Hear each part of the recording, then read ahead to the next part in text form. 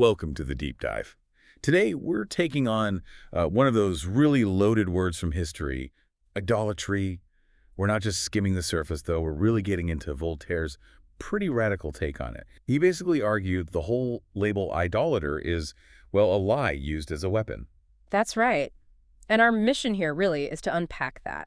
To understand why calling someone an idolater might tell you more about the accuser than the accused. It's often, as Voltaire put it, an injure and insult, not a description of belief. We need to explore that difference between, say, worshiping a statue itself versus worshiping the divinity it's meant to represent. Okay, good starting point. So let's tackle the words themselves. Idol, worship. Where do they actually come from? Well, idol, it's from the Greek eidos, and originally it just meant figure or representation. Quite neutral, actually. But then you get adorer from Latin for adoration, and that's where things get tricky. Originally, it could mean just showing respect, like bowing, kneeling, a simple gesture. It wasn't until later that it became exclusively about, rendering a supreme cult divine worship. So the language itself is sort of ambiguous from the get-go. Bowing could mean respect or supreme worship. Exactly. Which you can see how that ambiguity could be exploited, right? Yeah. The observer can always assume the worst interpretation of the action. Gives the accuser a lot of power. And this leads right into Voltaire's point. He didn't just think it was inaccurate, he called it an outrageous slur. He even compared it to terms like gavashes, that nasty word the Spanish used for the French, or marines, which was used against converts in Spain. Really strong stuff. Yeah, he saw it as pure prejudice. An externally imposed label designed to just delegitimize another group's entire way of thinking. And what's fascinating, historically speaking, is that the ancients didn't use this term for themselves at all. Imagine going to the Roman Senate or the Areopagus in Athens and asking, "Excuse me, are you folks idolaters?" They just stare at you blankly. Pretty much. They likely wouldn't even grasp the concept behind the question in the way it was intended. They certainly wouldn't say, "Oh yes, we adore this lump of rock." Which suggests the idea of idolatry as a defined religious practice. It just wasn't there for them. It's absent from their key texts. You don't find idolater or idolatry in Homer, Hesiod, Herodotus, none of the big names writing about Gentile religion. And maybe more importantly, there was never any actual law, no edict saying you must worship these statues as gods. That command just doesn't exist. Okay, but then, why all the statues? I mean, the visual is hard to ignore. If they weren't required to worship the object, why put so much effort into carving and maintaining them everywhere? Because they saw the gods, the real divinities, as sort of spiritual witnesses, as judges. They weren't confined to the physical statue. Think about treaties.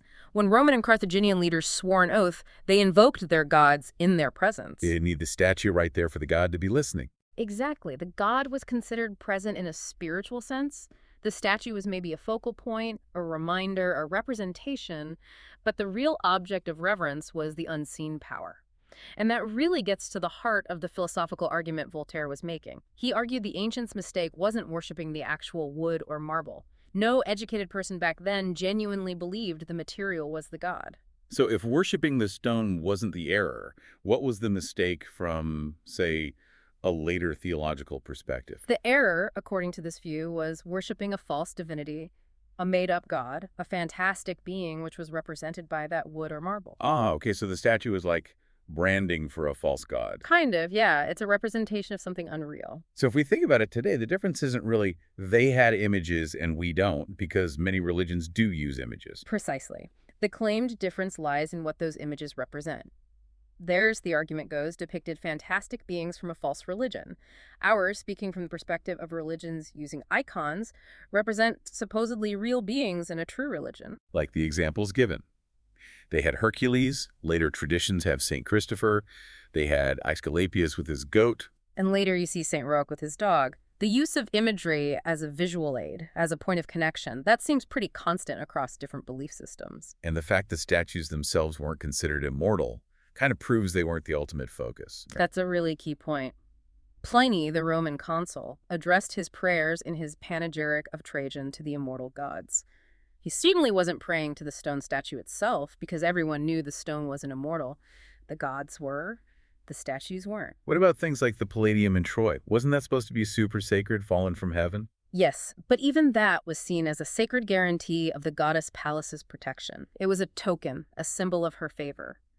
The veneration was ultimately directed at Pallas herself, the goddess, not the object that fell from the sky. Okay, so if the statues weren't the gods and weren't immortal, it raises a really interesting question.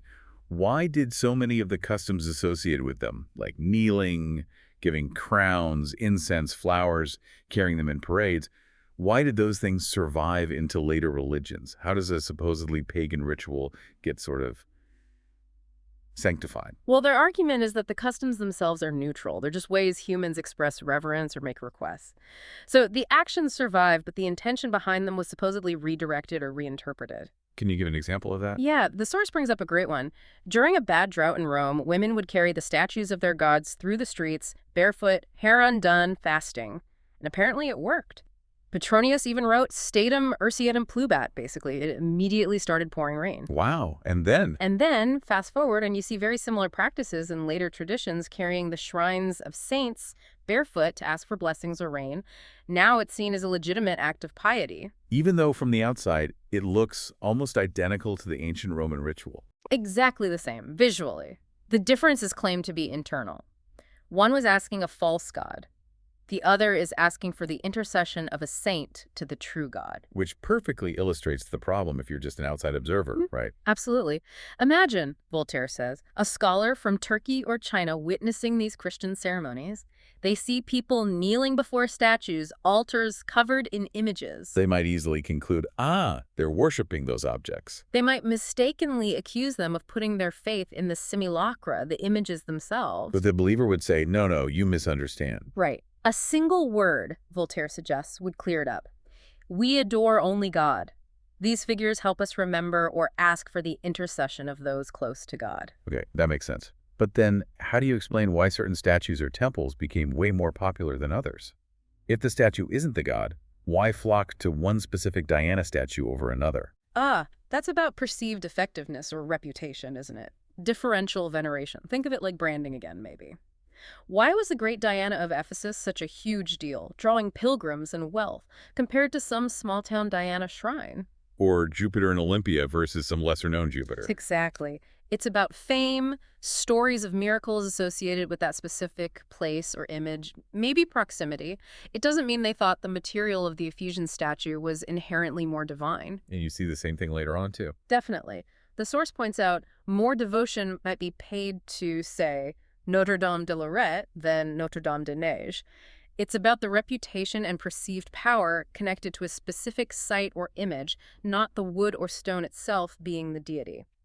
And we also really need to think about how broadly this term idolater gets misapplied geographically. It's a huge mistake, Voltaire argues, to just lump star worshippers like the ancient Sabines or the Parsis into the same category as people supposedly worshiping man-made images. Right. What was the core belief of someone like Zoroaster, for instance, that makes it totally different? Well, Zoroastrianism fundamentally taught the existence of a single supreme being, a creator who is also an avenger and rewarder.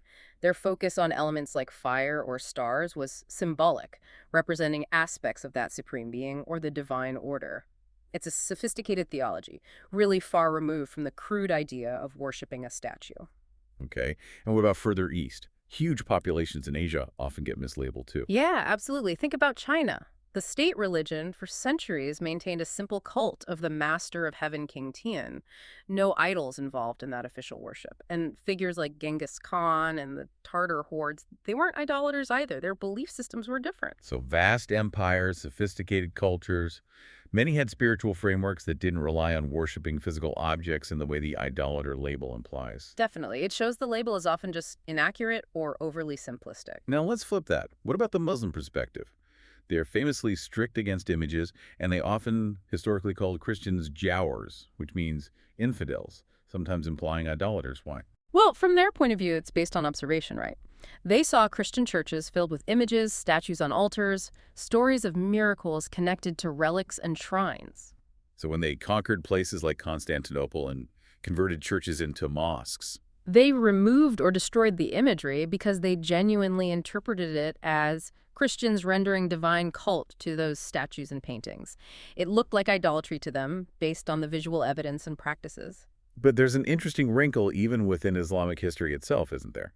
Before Muhammad, some Arabs apparently did use idols. That's right. The nuance there is that some pre-Islamic Arabs seem to believe these idols acted as intermediaries, as ways to connect with the main god, Allah. A belief Muhammad directly challenged. Exactly. He argued for a direct connection, no intermediaries needed. And there's that famous story in the Quran where Abraham destroys all the idols except the main, largest one. Representing the supreme god. Precisely. It suggests that even in a culture saturated with idols, there was often this underlying acknowledgement of one supreme power above all the lesser representations. So if the educated folks, the philosophers, the priests, they all understood the statue wasn't the god, who is at risk of making that mistake, who might have actually started believing the marble itself was divine. This is where Voltaire draws a really sharp line. The difference between the educated elite, the sages, and the, let's say, the general populace, the vulgar. He argues the philosophers never made that confusion. You read someone like Cicero, he wrote extensively about Roman religion and society. He never suggests that Romans thought the marble statue was Jupiter. Or Lucretius, who was highly critical of superstition, he attacks many beliefs, but he doesn't accuse people of being foolish enough to worship the metal or stone itself. And we even have literature that seems to treat these statues with a kind of casualness, almost irreverence. Yeah, exactly. That Horace poem about the Priapus statue is a perfect example. The carpenter has a log, right? And he's wondering, should I make this into a bench or should I make it into a god? Doesn't sound like deep reverence for the object itself. Not at all. The fact that Priapus, a god of fertility, could be the subject of that kind of jerk shows the statue itself wasn't seen as the ultimate, untouchable, divine being. It was a symbol and sometimes, apparently, a slightly funny one. Okay, so the philosophers got it. But what about everyone else? Was there a real danger of popular error? That seems to be the crux of it. Voltaire suggests that the crude, superstitious populace, maybe people going to temples more out of habit or idleness than deep thought, they might have been genuinely struck by a kind of religious horror or awe in front of a powerful statue and, without really thinking it through, ended up adoring the object itself. An ignorance that needed correcting. Exactly, an ignorance that required instruction. The priest or the educated would need to explain, look, you ask for help from the blessed ones in heaven, not from this figure made of wood or stone. This sounds like that idea of a secret monotheism, hiding behind the public polytheism we often hear about in the ancient world. That's precisely the concept. The argument is that in almost all these ancient cultures labeled idolaters, you had two layers: a sacred theology, the religion of the wise, which often understood a single underlying divinity, and then you had the popular errors, the myths and rituals of the masses. Like in the mystery cults. Exactly. Initiates in places like the Eleusinian Mysteries were apparently taught about one single god. There are hymns attributed to figures like Orpheus that speak of contemplating divine nature and recognizing the one God who made heaven and earth. And we have actual philosophical texts that seem to back this up. Thinkers living in polytheistic societies, but talking about one God. We do. Maximus of Medora, writing to St. Augustine, basically asks, who could possibly be stupid enough to doubt there's one supreme God, eternal, infinite, Father of all? He took it as obvious. Or Epictetus, the Stoic.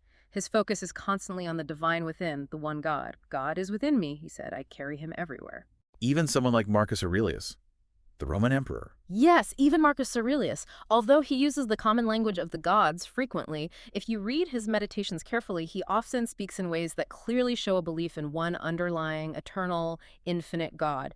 He saw the human soul as an emanation from that single divinity. Hashtag tag outro. Okay, so pulling all these threads together, if we take Voltaire's analysis seriously, the main takeaway seems to be that idolater is just, well, historically inaccurate and fundamentally an insult. It was a label slapped on from the outside, usually by followers of exclusive religions. What the ancients actually practiced wasn't object worship, but gentilism. That's the term for those non-Abrahamic faiths which involved polytheism, multiple gods, and yes, probably a lot of popular superstition. That sums it up really well. The ancient world, viewed from the outside, could look incredibly absurd with its vast pantheon gods for everything, even, as the source mentions, a god pet for, well, bodily functions, and a goddess Rumilia for breastfeeding. So, yes, immense popular superstition. But beneath that, particularly among the educated, there seems to have been this persistent underlying understanding of a more unified divine principle. A core monotheistic or philosophical idea quite separate from what the masses might have believed about a particular statue. Which leaves us with a really provocative final thought to consider. These ancient Gentiles, with all of their theological errors and strange gods, They rarely fought wars over religion, did they? They tended to be quite tolerant, accepting that their neighbors had different, maybe lesser gods. It was a kind of weird benefit, maybe. A good which sprang from an evil, as Voltaire puts it, the evil being the error of polytheism itself leading to tolerance. It's a fascinating paradox. Because that same relative religious tolerance existed side by side with practices we find horrifying today.